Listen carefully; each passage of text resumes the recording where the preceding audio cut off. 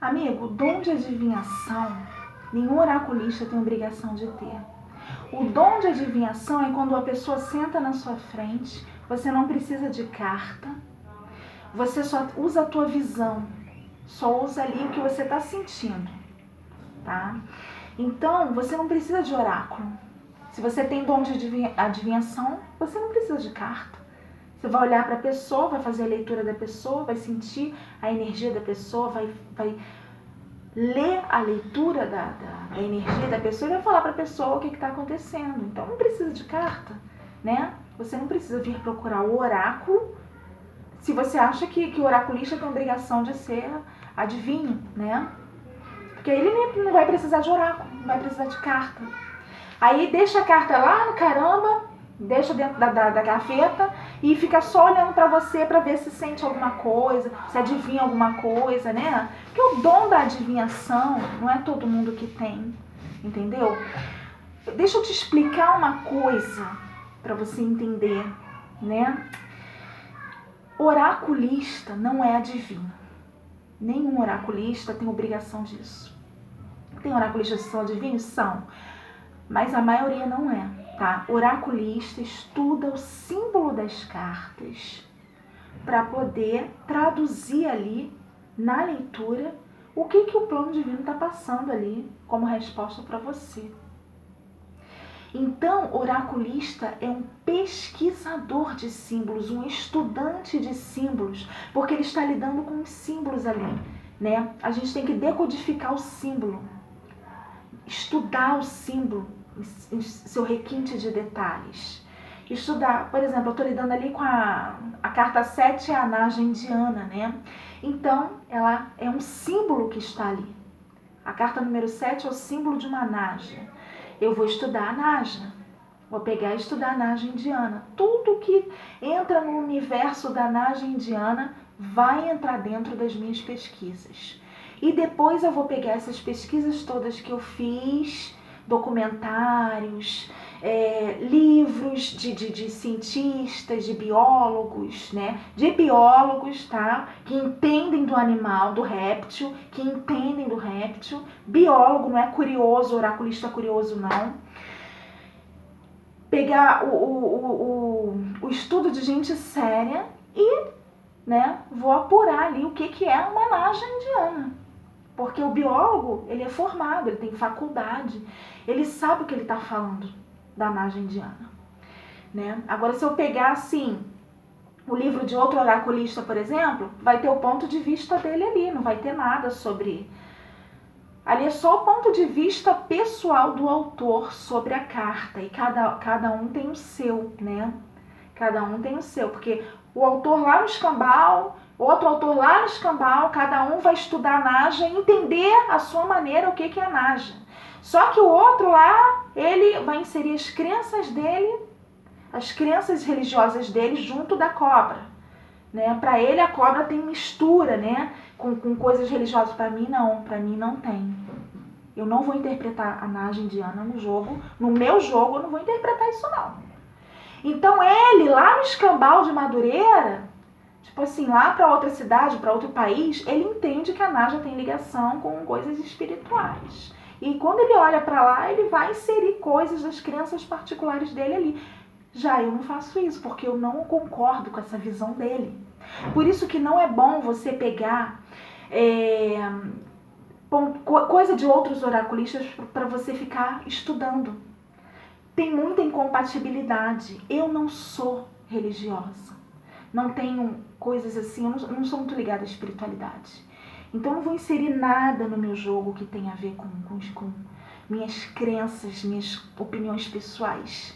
O outro vai, porque o outro tem religião, tem as crenças pessoais dele, vai inserir tudo lá. Isso é só um pequeno exemplo que eu tô dando, tá? Então, o que eu vou pegar? Eu vou pegar estudo de biólogo, eu vou pegar documentário, eu vou pegar coisas somente científicas, para mim poder fazer as minhas pesquisas em cima do réptil, a Naja indiana. Aí depois que eu tiver um conhecimento desse universo da Naja, os hábitos, o perfil do réptil todinho, aí sim eu vou trazer isso para nossa realidade humana e vou começar a traçar ali o comportamento do arquétipo, porque agora ela se torna um arquétipo, né? Na vida humana, o arquétipo inserido na vida humana. Como seria uma pessoa com arquétipo de uma Naja indiana? Já estudei a Naja toda, né? Uma pessoa com um arquétipo da Naja indiana, né? Depois de tudo que eu estudei, seria uma pessoa, eu entendo para mim que seria uma pessoa fria, uma pessoa que não é de fazer muitas amizades, né? De muito sorrisinho, é uma pessoa séria porque é uma pessoa exigente, é uma pessoa que não faz questão da companhia dos outros porque se basta sozinha, porque a cobra anda sozinha. É isso que eu entendo aqui pra mim. Aí eu vou começar a escrever isso e colocar no meu material, o que eu entendo pra mim.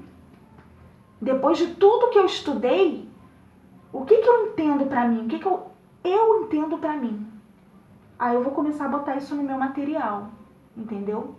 E cada oraculista vai fazer isso da sua forma. Vai pegar os seus estudos individuais e fazer isso da sua maneira.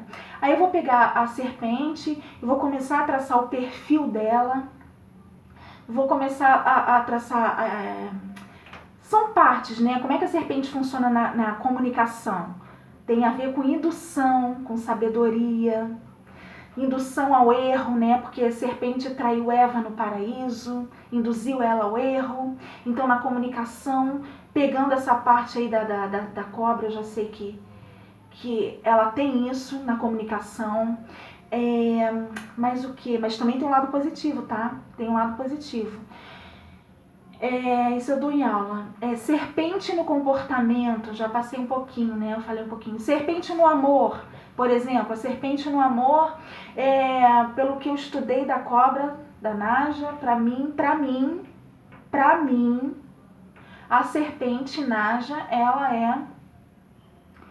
é o arquétipo de uma pessoa que não, assim, não faz questão de ter parceiro, porque você vê que quando ela coloca os ovos dela lá, ela larga e só volta para ver se eles já nasceram. Depois os répteis nascem, né? Os filhotes de cobra nascem e vão embora, se criam sozinhos. Ela não fica lá como a raposa fica, como o rato fica, como o urso, a mãe ursa fica, criando, cuidando. Ela rapa fora. Então, ela no amor, ela não serve para família, para constituir família. Ela não é ligada nessas coisas afetivas, sabe, tradicionais, conservadoras. Ela é mais descolada, mais liberal, mais tipo assim, eu faço o que eu quero, se eu gostar eu fico, mas também não tem compromisso. A serpente, no meu entendimento, depois de tudo que eu estudei, é isso que eu estou definindo aqui no meu raciocínio para colocar no meu material. E tem gente que se identifica com o que eu penso e tem outras que não se identificam e não concordam. Mas aí você vai fazer esses estudos. Pega ali o material, pega o documentário, pega o livro de biólogos e vai fazer seus estudos e depois você tira as suas conclusões se você não concorda comigo, tá? Porque eu não estou pedindo para ninguém concordar comigo e ninguém colocar nada, né? Em seu próprio jogo, né, do que eu tô falando. Os meus vídeos aqui, eles são para passar a minha forma de entender e interpretar o meu jogo. Eu procuro sempre gravar um vídeo para passar alguma coisa de explicação sobre o meu material, sobre a minha metodologia de ensino para estudantes. Entendeu? Porque às vezes a pessoa, né, a gente está dentro do mercado oracular. Isso aqui é o mercado, né? O mercado oracular, ele tem vários oraculistas que trabalham de diversas maneiras. Tem oraculista que trabalha com religião, tem oraculista que trabalha sem religião, que sou eu, é o meu caso, trabalho só com pesquisas. Tem oraculista que tem uma forma assim bem peculiar de ler as cartas, pede para você firmar no pensamento a tua pergunta, aí puxa as cartas, eu já não... eu posso até fazer assim, mas eu prefiro que faça a pergunta, né? Então, é bem diferente, né? Bem diferente, cada um trabalha diferente. Nesse meio, cada cabeça de oraculista é uma sentença. Por isso que cada um pensa diferente, raciocina diferente, escreve diferente sobre os arquétipos das cartas, de 1 a 36. O outro acha que a cruz é só sofrimento, eu já não acho. Para mim, quando a cruz sai, ela pode ser um erudito, pode ser o professor, inclusive eu já falei aqui no vídeo.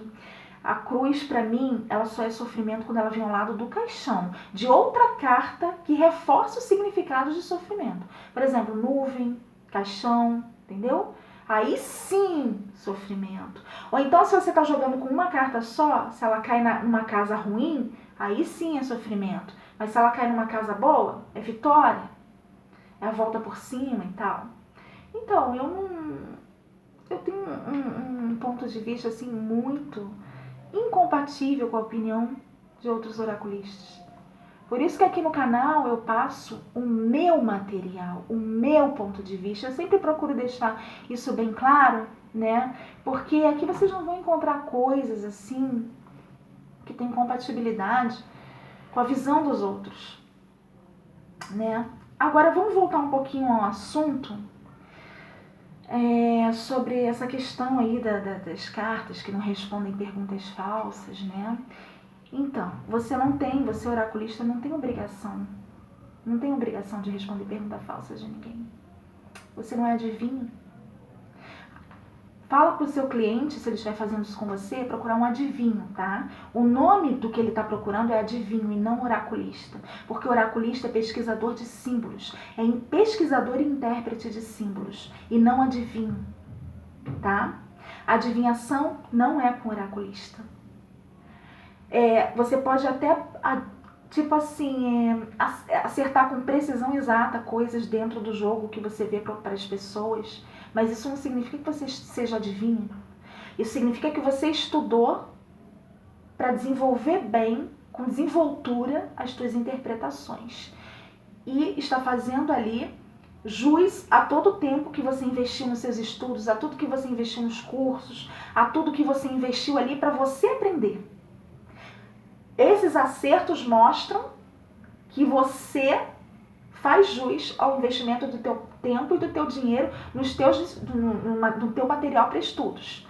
Aí sim, está mostrando que você está colhendo os frutos, que você tem retorno daquilo que você investiu para aprender, daquilo que você investiu para poder colher, né, junto aos teus clientes ali, esses acertos, né? Mas isso não significa que seja adivinhação. Significa que você estudou, porque dentro desse campo tem a área de estudos. Mas a área da adivinhação, gente, é outra coisa. Aí para a área da adivinhação, cara, você não precisa de oráculo, cara. Deixa o oráculo guardado na gaveta. Se é para adivinhar, então se concentra, olha para a pessoa e vai puxando. Puxa ali o que você estiver sentindo, intuindo, o sexto sentido, o pressentimento, sei lá, a premonição. Eu não sou dessa área, né? Mas eu sei que não precisa de oráculo para isso. Isso eu sei. Então, o que você faz? Ou você procura o oráculo do intérprete de símbolos, ou você procura o adivinho. Porque não dá para você lidar com os dois em uma só pessoa, porque o oraculista não tem o dom de adivinhação. O oraculista compra material para estudar, o oraculista pesquisa documentário, pesquisa símbolo, depois ele vai ter que tirar as próprias conclusões dele para ele poder colocar no papel tudo aquilo que é do ponto de vista dele, segundo o que ele estudou, né? E aí ele vai desenvolvendo ali a forma particular da essência dele em traduzir os símbolos da maneira dele. Tanto que tem oraculista que pode abrir ali, por exemplo, caixão e lua, né? Um ali, outro aqui, mais um lá, abre as mesmas conjunções e vai falar coisas diferentes. Por quê? Porque o que tá lá, vendo o caixão e a lua, ele tá botando a religião dele ali. Então, caixão para ele tem a ver com fulano de tal. Para mim aqui, o caixão é elemento terra. terra seca, infrutífera. Aí já vou entrar em outro campo de estudos, né? O caixão, ele não traz mudanças. A morte não traz mudanças, a morte do tarô não traz mudanças. Onde já se viu, gente, uma caveira trazer mudança? Pelo amor de Deus, uma caveira com uma foice na mão trazer mudança? Vocês estão malucos? Onde já se viu uma caveira trazer mudança? A caveira, ela mostra o fim, a definição daquilo ali, o ponto final. Não tem mudança, acabou. Não interessa se ela tá com a foice na mão. Quem tá com a foice na mão ali? É você? Porque se fosse um ser humano, poderia até considerar mudança, mas como eu tô vendo uma caveira que tem ligação com a morte, então é o fim, acabou as mudanças, é o fim das mudanças. Não tem mudança, caixão também não tem mudança, né? E se tiver mudança, vamos lá por alto que tem alguma mudança, é mudança involuntária. E das piores, né? Bom, então, você tem que estudar o símbolo, para de ficar querendo fantasiar as coisas, porque quando você vê assim uma carta da morte no tarô, no baralho cigano, você quer porque quer que aquilo ali se transforme numa transformação para você não ficar com medo. Para com isso. Se você tem medo do tarô, para de jogar tarô. Se você não sabe lidar com a verdade que vem para você, não abre a carta, não pede para ninguém abrir para você, para de se enganar. Porque você vai se enganar, vai querer se enganar, falando que é transformação, e na realidade vai acontecer outra coisa, na vida real vai acontecer outra coisa. Não vai acontecer o que você quer que a carta seja, vai acontecer o que a carta é, e vai fazer acontecer, entendeu? Então pare com isso.